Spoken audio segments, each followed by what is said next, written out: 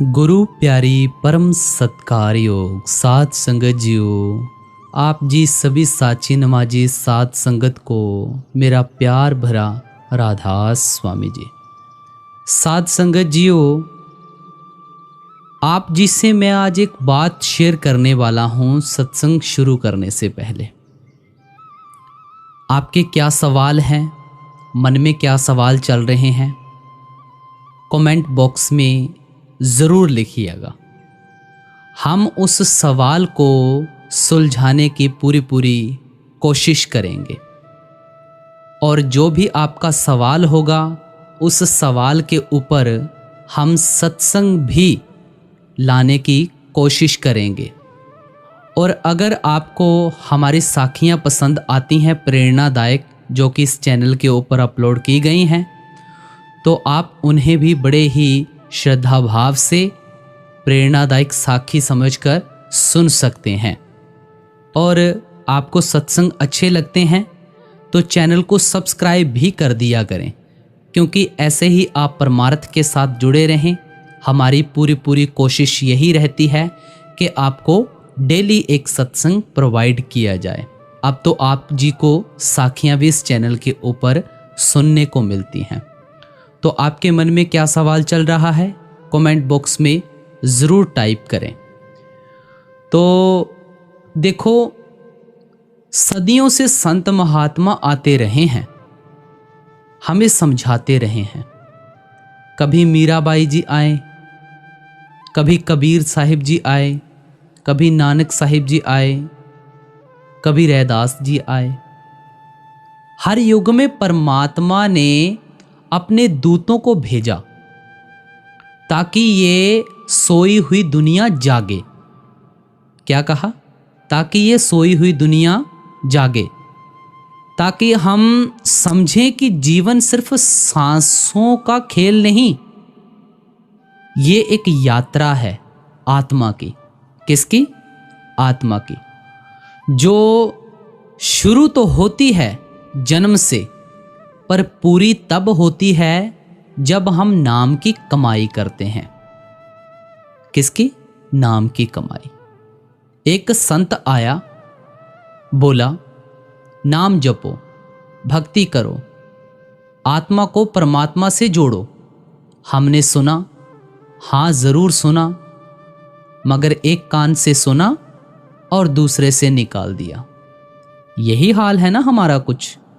एक कान से सुना, दूसरे कान से फर्र उड़ा दिया, निकाल दिया। फिर दूसरा संत आया, बोला सच्चा सुख बाहर नहीं अंदर है, माया के पीछे मत भागो, नाम की शरण में आओ। हमने फिर सिर हिलाया, हाथ जोड़े, राधास स्वामी जी, राधास स्वामी जी। भावुक भी हुए, आंखों से आंसू भी आए, मगर जैसे ही सत्संग खत्म हुआ, हम उसी पुरानी दुनिया में खो गए। पहले अपने आप से ये सवाल पूछो कि है ऐसा या नहीं है। फिर तीसरा संत आया और वही बात दोहराई, भाई बिना नाम की कमाई इस भवसागर से पार नहीं हो सकता है तू। मगर फिर अफसोस, हमारे कान सुनते हैं मगर मन नहीं मानता। क्या कहा? हमारे कान सुनते हैं मगर मन नहीं मानता। हम पल दो पल भाव विभोर हो जाते हैं, लेकिन फिर वही टीवी, वही मोबाइल, वही सोशल मीडिया, वही तरह तरह के लोभ मोह, यही करते हैं हम। क्या हम इतने पत्थर दिल हो चुके हैं कि हमें बार बार झकझोरना पड़ता है? क्या हम सिर्फ शरीर को ही जीवन मान बैठे हैं और आत्मा की आवाज को अनसुना कर रहे हैं? संत कोई कहानी सुनाने थोड़ी आते हैं, वो तो जलते हुए दियों की तरह होते हैं। जो खुद जलते हैं ताकि दूसरों के जीवन में प्रकाश भर सकें। लेकिन अगर दीपक जले और हम आंखें ही मूंद लें तो क्या अंधकार मिट सकता है? जवाब पूछो, मिट सकता है? आज भी समय है, समय है, अभी भी बहुत समय है। कोई भी संत हमें बोले उसे बड़े ध्यानपूर्वक सुनो, हर एक वचन को ध्यानपूर्वक सुनो, उसे अपने जीवन में उतारो, हर रोज सिमरन करो, हर रोज आत्मा को उसकी असली पहचान दिलाओ। ये जीवन बहुत छोटा है भाई, और मौत बहुत निश्चित। नाम ही एक ऐसा धन है जो साथ जाता है। ना सोना, ना रुपया, ना परिवार, ना शोहरत, सिर्फ और सिर्फ नाम की कमाई साथ जाएगी। संत समझा समझा कर चले गए। अब अगला नंबर हमारा है, हम क्या जागेंगे या सोते ही रहेंगे। एक स्वामी जी का बड़ा प्यारा सत्संग है। गुरु कहे खोल कर भाई,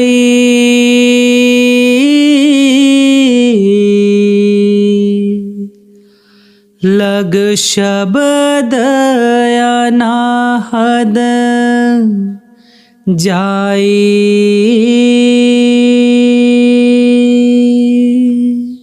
जैसे शेर, भेड़िए, गीदड़ों आदि से बचाने के लिए भेड़ों के बाड़े के इर्द गिर्द कांटे होते हैं, या और कई तरीके अपनाए जाते हैं। अगर भेड़ों के बाड़े को आग लग जाए, लोग कोशिश करें कि ये जलने से बच जाएं, और अगर वे लौट लौट कर जलती हैं तो फिर कसूर किसका है? कसूर उनका अपना है। इसी तरह संत वली महात्मा हमें पुकार पुकार कर कहते हैं कि ये देश भाई तुम्हारा देश नहीं है, ये मन और माया का देश है। 84 लाख योनियों में अगर सुख है तो मनुष्य जन्म में, बाकी सभी जन्मों में दुख है। हजारों गायें मारी जाती हैं, लाखों बकरे रोज मारे जाते हैं, करोड़ों मुर्गियां रोज मारी जाती हैं। वे भी किसी वक्त हमारे जैसे आदमी थे, बल्कि हमसे भी अच्छे होंगे, सेठ शाहूकार रहे होंगे, पर खोटे कर्मों के कारण भेड़ बकरियां बने हुए हैं। संत कहते हैं कि तू सुखी होना चाहता है तो आ हमारे साथ अंदर चल। ये कौम तेरी कौम नहीं, ये मज़हब भी तेरा मज़हब नहीं, ये देश भी तेरा देश नहीं। तेरा देश सचखंड मकामे हक है, तेरी कौम सतनाम, तेरा मज़हब सतपुरुष है।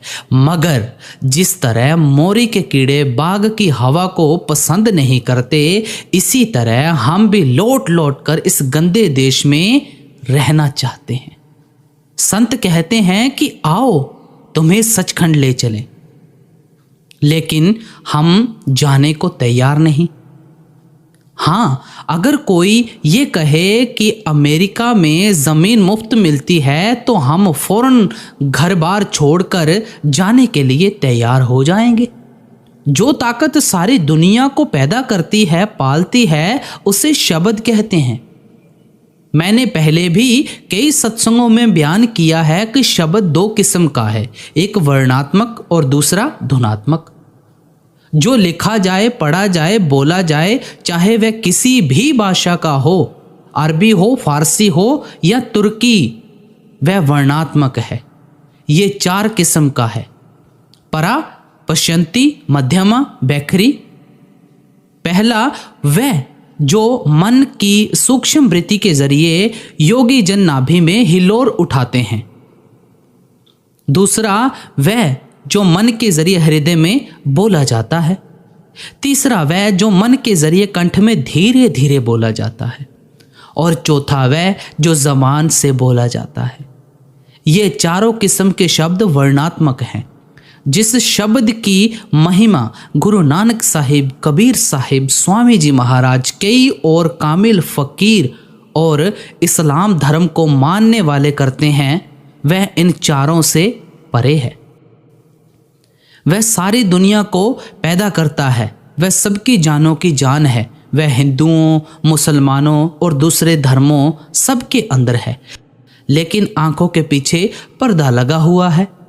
ये सारी उम्र बाहर ही बाहर रहा, ना पर्दा खोला, ना अंदर गया, ना सूरत शब्द के साथ जुड़ी, ना मुक्ति हुई।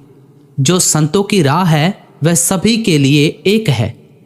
हिंदू होकर जाओ, मुसलमान होकर जाओ या ईसाई होकर जाओ, वह कब मिलता है?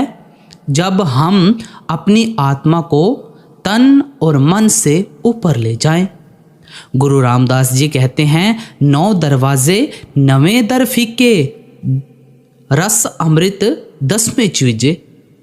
हमारे 9 दरवाजे हैं, 2 आँखें, 2 कान, 2 नाक के सुराख, मुंह वगैरह। 9 दरवाजे छोड़कर 10वें में जाओ। वहाँ जो शब्द है वह धुनात्मक है। वह धुनात्मक यानी लिखने, पढ़ने, बोलने में आने वाला नहीं है। जब हम किसी महात्मा से राह लेकर अंदर चढ़ें तो आत्मा महसूस करती है। गुरु नानक साहिब कहते हैं, शब्दे धरती शब्दे आकाश। शब्द ने धरती बनाई है, शब्द ने ही आकाश बनाया है। आगे कहते हैं, शब्दे शब्द होवा प्रकाश। जो कुछ बना है शब्द ने बनाया है, बल्कि ये प्रकाश भी उसी का है। आगे फरमाते हैं, सारी सृष्टि शब्द के पाछे, सब कुछ उसके आसरे है। अब शिष्य पूछता है कि जिस शब्द की आप तारीफ कर रहे हो वह कहाँ है? तो गुरु नानक साहिब कहते हैं, नानक शब्द घटे घट आछे। शब्द सबके अंदर है, चोरों, ठगों, बदमाशों के भी अंदर है। वे बाहर बैठे हुए हैं, उन्हें कोई फायदा नहीं। सभी मजहबी किताबों में शब्द की महिमा भरी पड़ी है, पर शब्द नहीं। शब्द आपके अंदर है। अब स्वामी जी महाराज कहते हैं कि तू अपनी आत्मा को उस शब्द के साथ जोड़ दे। अगर तू उसके साथ आत्मा को जोड़ देगा तो तुझे सुख क्यों नहीं मिलेगा? जो बाहर के बाजे हैं वे घंटे 2 घंटे बजकर बंद हो जाते हैं। जो आपके अंदर है वह कभी बंद नहीं होता। अनाहद का अर्थ है जिसकी कोई हद ना हो। वह शब्द, वह कलाम में इल्लाही है, वह अखंड है, सच्चा कीर्तन, सच्ची गुरबाणी ये है। मगर क्योंकि मोरी के कीड़ों को मोरी प्यारी है, इसी तरह हमारा मन भी अंदर कीर्तन होते हुए भी इस दुनिया में लीन हुआ बैठा है। अब हम इस देश से निकलना पसंद नहीं करते। हमारा बड़े से बड़ा कोई दुश्मन है तो मन है। क्या हिंदू, क्या मुसलमान, क्या ईसाई, जितने महात्मा अंदर गए सभी होका देते हैं कि अंदर चलो, मगर हमारा मन अंदर नहीं जाने देता। अगली कड़ी में क्या फरमाते हैं जी, बिन शब्द उपाव ना दूजा,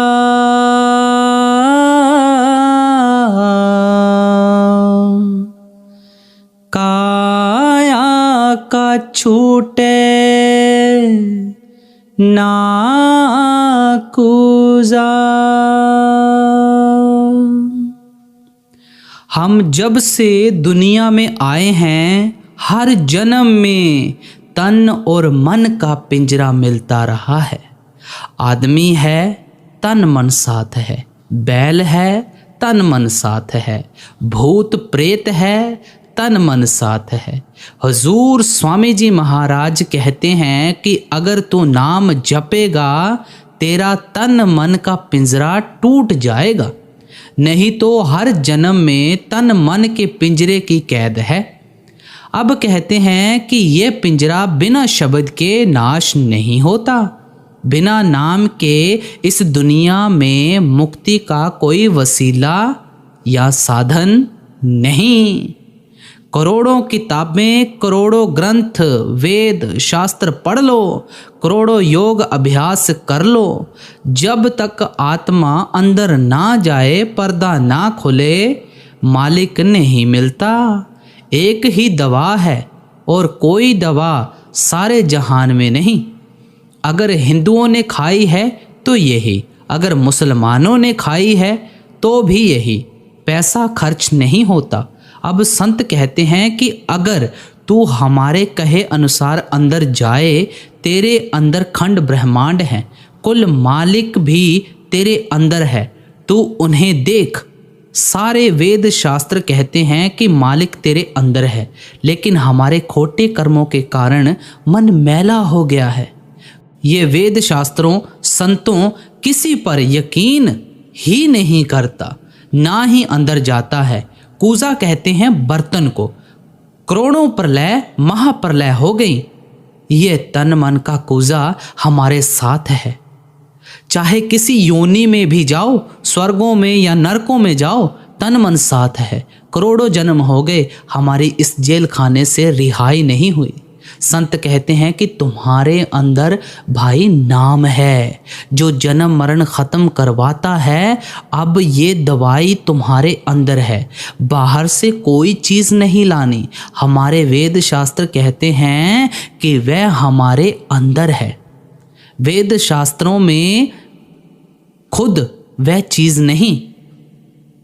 जिस तरह साहूकार की बही में रुपए नहीं होते, बही तो केवल रुपयों का ब्यौरा बताती है, सभी यही कहते हैं, पर नतीजा क्या है? बही ढाक के 3 पात, नतीजा कुछ नहीं निकलता। सारी उम्र धर्म ग्रंथ पढ़ते रहें, मगर तोते के समान राम राम कहते रहें।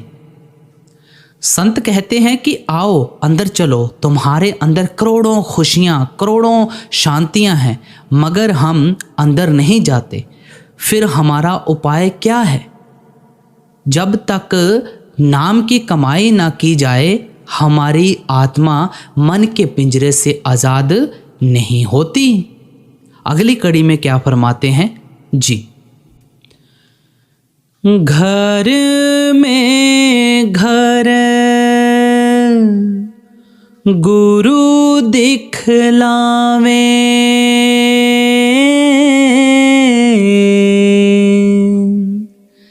धुन शब्द 5 बतलावे। जो ये शरीर है, तेरी आत्मा इसमें रहती है। ये हमेशा रहने की जगह नहीं, ये किराए का मकान है, तुझसे छीन लिया जाएगा। सब इसे छोड़ देते हैं, हमें भी छोड़ देना है।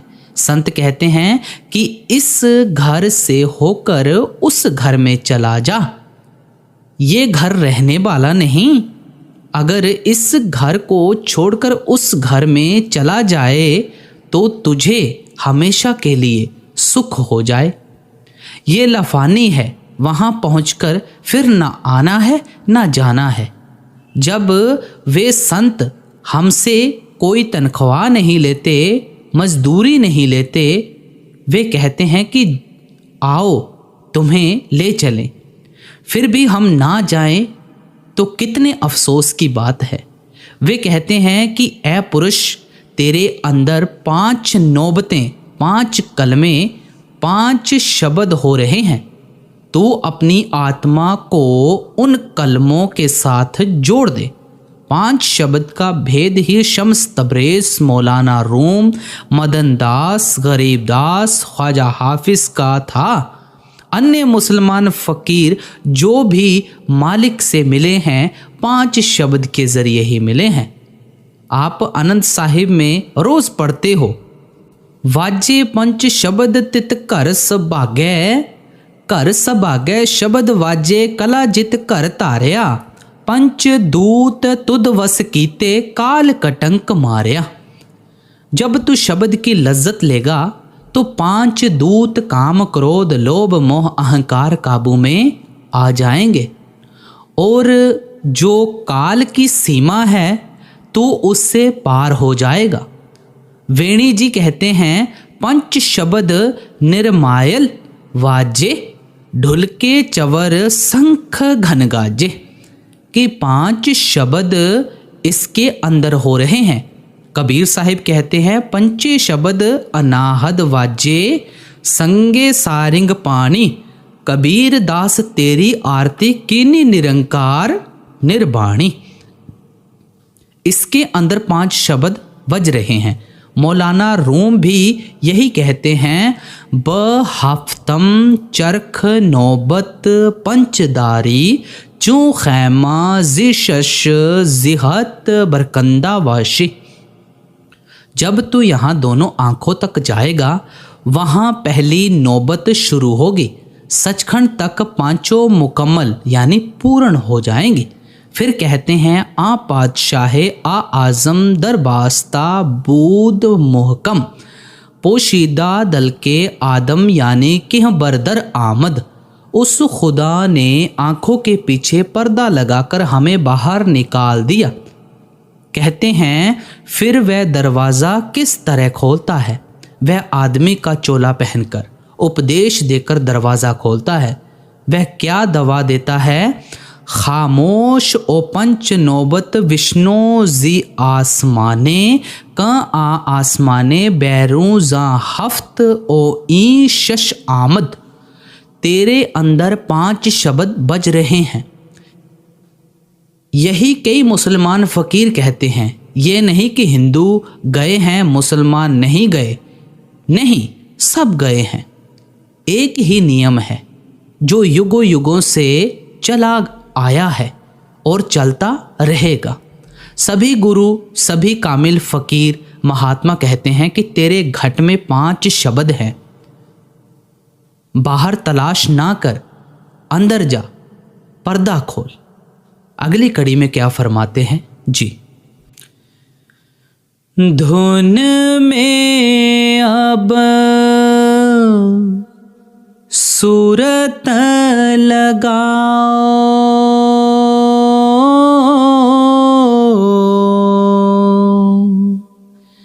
इस घर से उस घर जाओ। यह दुनिया हमारा घर नहीं, यह तो सारा मन माया का देश है। हमारा घर सचखंड सतनाम है, हम उस सतनाम समुद्र की बूंद हैं। कहते हैं इस वजूद में अभ्यास करके वहाँ पहुँच जा। वह ना प्रलय में ढहता है ना महाप्रलय में, इसलिए उसका नाम सतनाम है। आसान से आसान रास्ता है, ना कामकाज का हर्ज होता है, ना कौम का, ना मज़हब का। नाम में कशिश है, लज्जत है।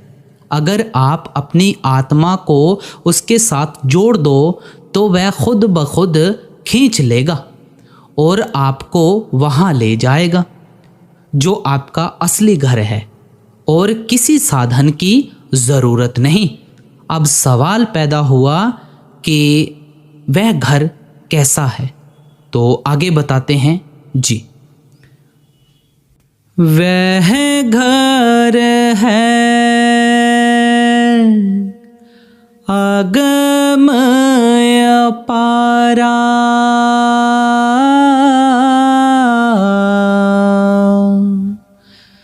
दसवें के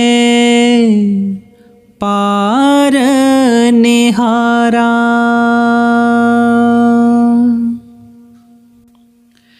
कहते हैं कि वह घर तो अगम है, अपार है, बेअंत है, ला इंतहा है, लाफानी है।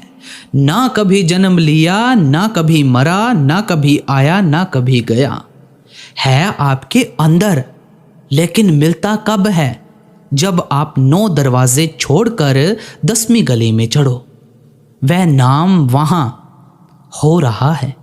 सारी किताबें कहती हैं कि वह आपके अंदर है, बाहर नहीं। आंखों तक, कान वगैरह शरीर के 9 दरवाजे हैं। 9 दरवाज़ों को बंद करके 10वीं गली खोलो, जहाँ आपको हमेशा रहना है। यहाँ हमेशा नहीं रहना। फिर भी हम ख्याल नहीं करते कि वह कैसा है। गुरु अर्जुन देव जी कहते हैं, जो कर छड़ गवावना सो लगा मन माहे। जिस घर को छोड़ देना है उस घर में तू बैठा हुआ है, उस घर के साथ प्रीत लगाई हुई है। जिथे जाए तुद वर्तना तिसकी चिंता ना है। जिस घर में तुझे हमेशा रहना है उसकी कोई फिक्र ही नहीं, यानी तू अज्ञान के अंधकार में पड़ा हुआ है। अगली कड़ी में क्या फरमाते हैं जी। 10 द्वारा घट चढ़ खोलो,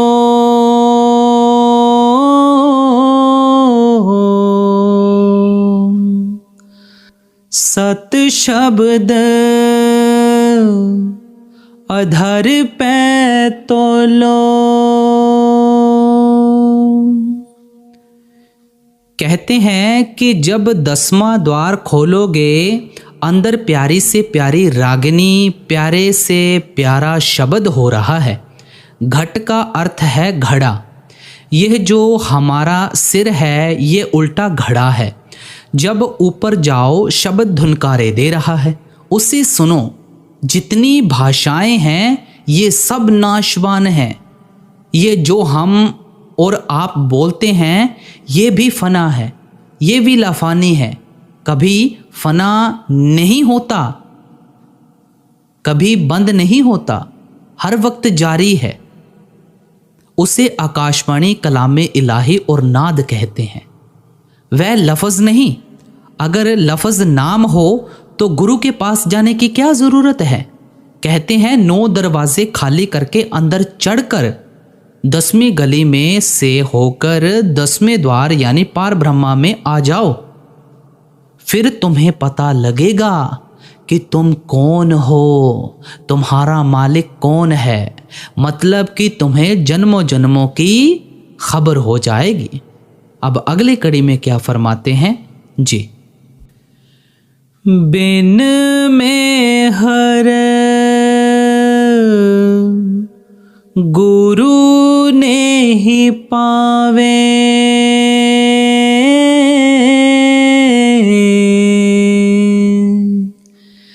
बिन शब्द हाथ ने ही आवे। वह शब्द हर एक आदमी के अंदर है। चोरों, ठगों, बदमाशों सभी के अंदर है। मगर जब तक कोई रूहानी मंजिलों पर जाने वाला गुरु नहीं मिलता, राह नहीं मिलती। ऋषियों मुनियों ने लाखों वर्ष बाहर ठोकरें खाई हैं। क्या गुरु की ज़रूरत नहीं? गुरु के बिना राह नहीं मिलती। विश्वामित्र ने 60,000 साल तपस्या की। मेनका अप्सरा ने आकर शकुंतला पैदा कर दी, जो शकुंतला नाटक आप देखते हो। पराशर जी पूर्ण योगी होकर घर लौट रहे थे। रास्ते में मछुआरे की लड़की पर मोहित हो गए। एक कन्या के स्वयंवर में गए, डोल गए और मन चलायमान हो गया। ऋषियों मुनियों ने हजारों साल लगाए मगर राह ना मिली। बगैर गुरु के हजारों साल ठोकरे खाओ, वह नहीं मिलता। बिना शब्द मुक्ति नहीं, बिना शब्द रूह का मालिक से विशाल नहीं होता। गुरु अंगद देव जी कहते हैं, जे सौ चंदा उगवे सूरज चढ़े हजार, इत्ते चानण हुंदियां गुर बिन घोर अंधार। इस दुनिया में हजारों सूरज चांद चढ़ जाएं, यहाँ रोशनी हो जाएगी। लेकिन आंखें बंद करो तो अंधे का अंधा है। अगली कड़ी में क्या फरमाते हैं जी। सूरत खैंच चढ़ावो गगनी,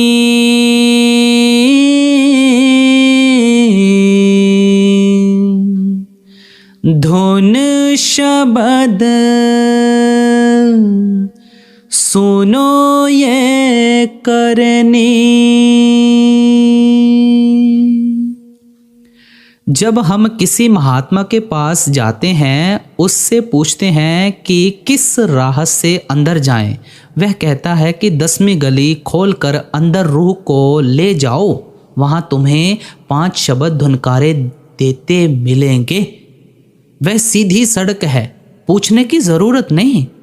जिस तरह हम कहीं अंधेरी रात के समय उजाड़ जंगल में रास्ता भूल गए हों तो हम क्या करते हैं, चुपचाप सुनते हैं कि कहीं से आदमियों के बोलने की आवाज़ आती हो, कहीं कुत्तों के भौंकने की या मुर्गों के बांग की या रेलगाड़ी के इंजन की सीटी की आवाज़ या कोई और आवाज़। हम उस आवाज़ को पकड़कर नज़दीक के किसी गांव में पहुंच जाते हैं और वहां से रास्ता पूछकर अपने घर चले जाते हैं। इसी तरह संत कहते हैं कि भाई तू अपनी रूह को उस शब्द के साथ जोड़ दे, यानी जिधर से आवाज़ आती है उसके पीछे पीछे चला जा। पूछने की ज़रूरत नहीं, ना घर बार छोड़ने की ज़रूरत है, ना मज़हब छोड़ने की ज़रूरत है। भाई मैं कहता हूँ कि दुनिया को छोड़कर भजन करना बहादुरी नहीं, दुनिया में रहते हुए नाम जपना है, ये बहादुरी है। गुरु नानक साहिब ने योगियों को बताया, जैसे जल में कमल निरालम मुर्गाई नैसाणे, सुरत शब्द पवसागर तरिए नानक नाम बखाणे। हे योगियों, अगर संसार समुद्र से तरना है तो अपनी सुरत को शब्द के साथ जोड़ दो। अब अगली कड़ी में क्या फरमाते हैं जी। मन चंचल थिर ना रहावे,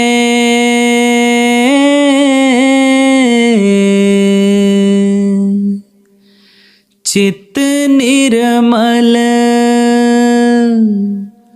कस होए आवे।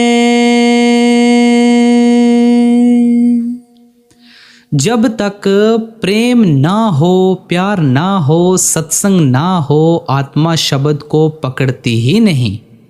क्यों? क्योंकि इसके साथ मलिन मन है।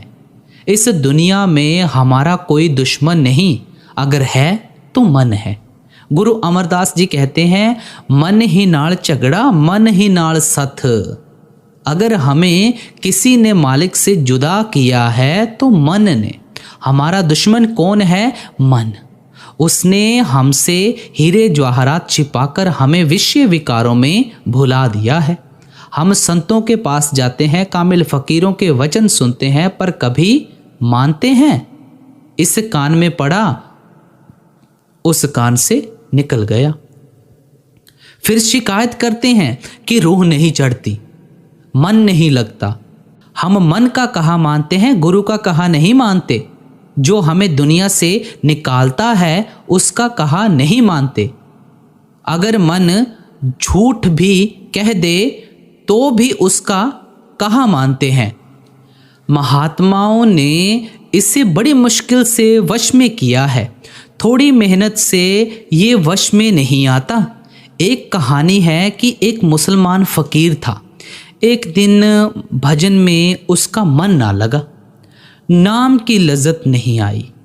कहता है कि तुझे पूरा साल गर्म पानी पिलाऊंगा। फिर कहीं जाकर मुश्किल से लगा। हम थोड़ी देर बैठकर उदास हो जाते हैं, भजन छोड़कर उठ बैठते हैं। एक सत्संगी ने हुजूर से सवाल भी किया था, हुजूर जब तक आप दया ना करो मन लगेगा ही नहीं।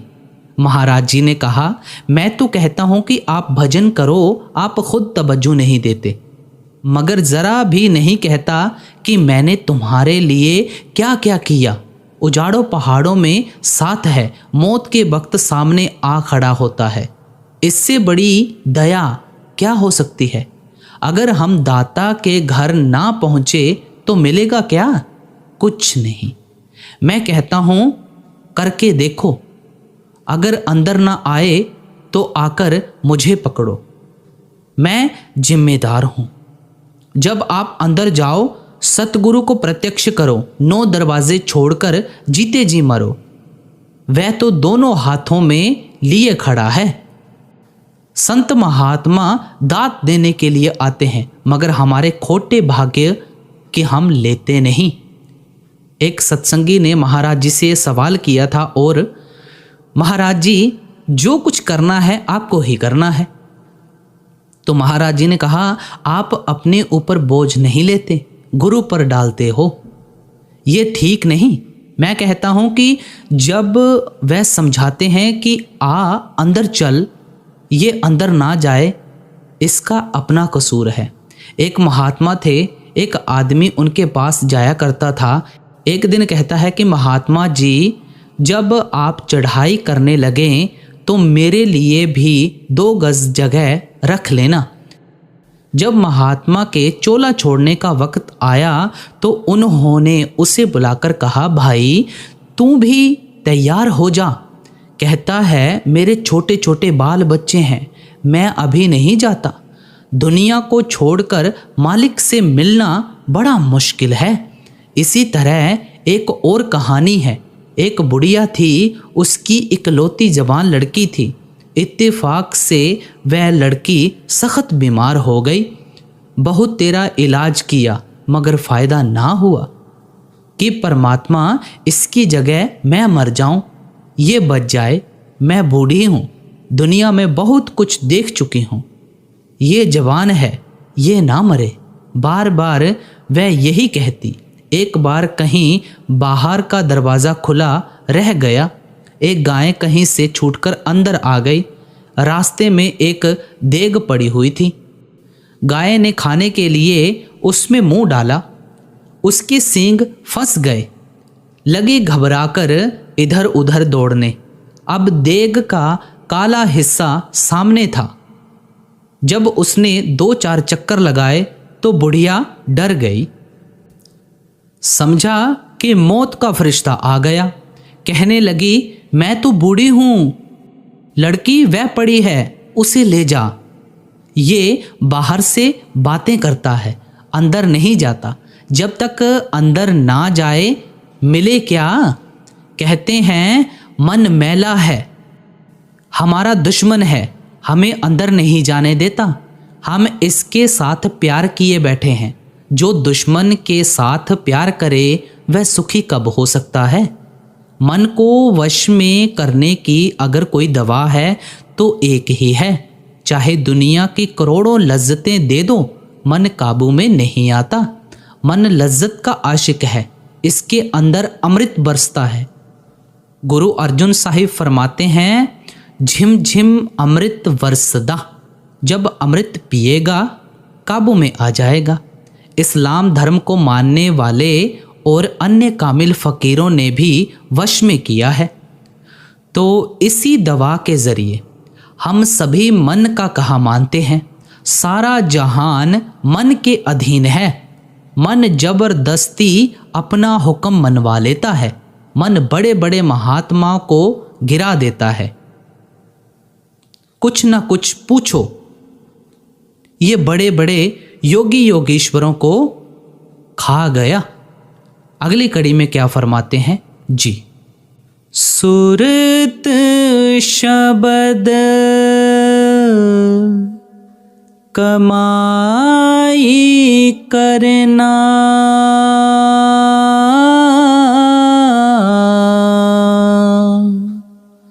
सब जतन दूर अब धरना। अब स्वामी जी महाराज कहते हैं कि और सभी उपायों को छोड़कर आत्मा को शब्द के साथ जोड़ दो। मगर लोगों का क्या हाल है कि हाथ माला फेरता है और मन बाहर दौड़ता फिरता है। यही कबीर साहिब कहते हैं, माला तो कर में फिरै, जीभ फिरै मुख माहे, मनवा तो चहु दिश फिरै, यह तो सुमिरन नाही। कि हाथ तो माला फेरता है मगर बाहर भटकता फिरता है, ये सिमरन नहीं। जब शिकारी बंदूक से निशाना साधता है तो पिछला दीदबान या बैक साइड फोर साइड बंदूक का निशाना साधने का हिस्सा या अगली मक्खी और निशाना सबको एक सीध में रखकर मारता है। कबीर साहिब फिर कहते हैं, तन थिर मन थिर बचन थिर सुरत निरत थिर होए। जब आत्मा और मन को अंदर रोककर कमाई करोगे तो पर्दा खुल जाएगा। आत्मा को शब्द के साथ जोड़ दो, ये सब कमाइयों की कमाई है। अब अगली कड़ी में क्या फरमाते हैं जी। निश्चय दृढ़ इस पर धरना,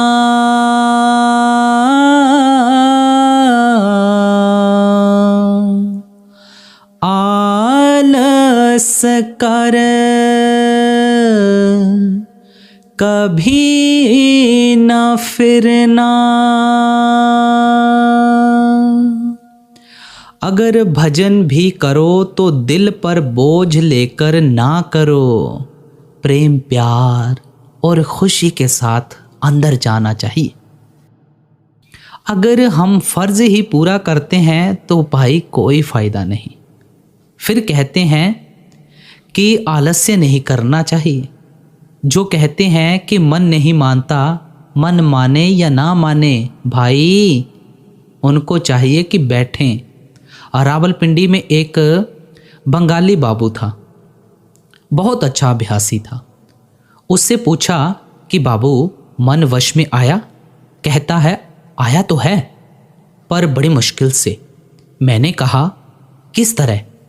भजन में बैठ जाता, मैंने नौकर से कह रखा था कि मेरी रोटी पकाकर रख दिया कर और अपनी रोटी खाकर सो जाया कर। जब तक अंदर नाम की लज्जत ना आती उठता नहीं था। ये भजन है, कोई खीर तो नहीं।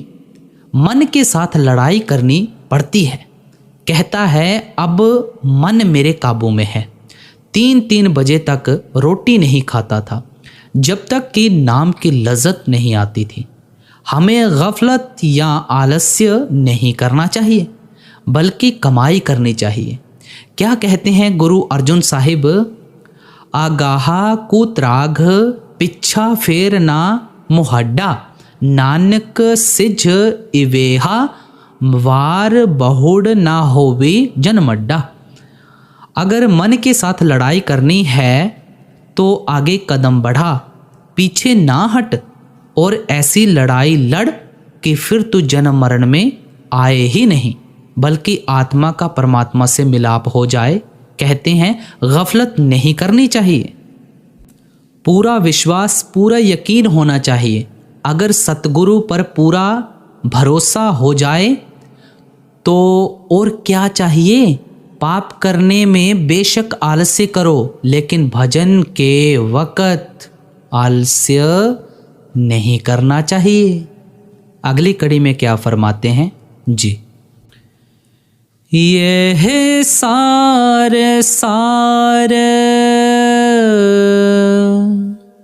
सब गाया,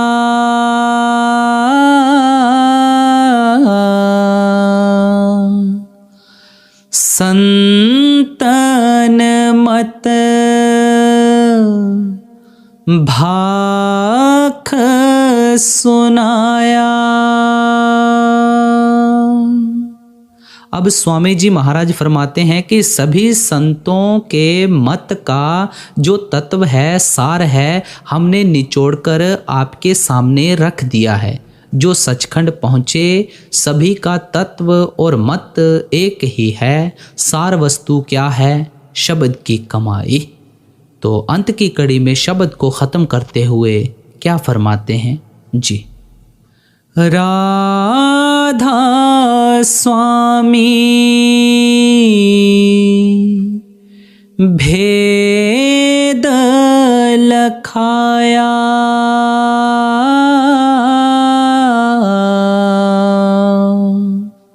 सुन मान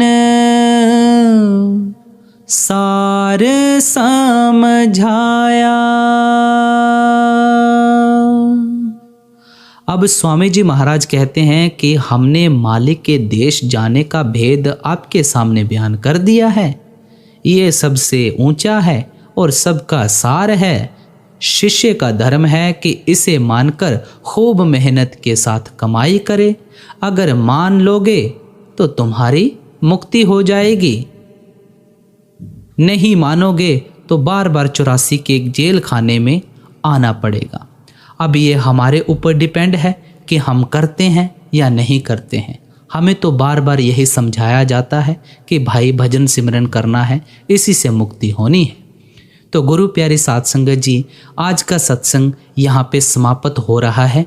बाबा जी महाराज की तरफ से आप सभी को बहुत बहुत प्यार और आशीर्वाद। आपसे एक बार फिर से बेनती की जाती है, चैनल को सब्सक्राइब करके ऑल नोटिफिकेशन बेल दबाना ना भूलें, ताकि आप ऐसे रोज़ाना सत्संग मिस ना कर सकें। गुरु प्यारे साध संगत जी, राधा स्वामी जी।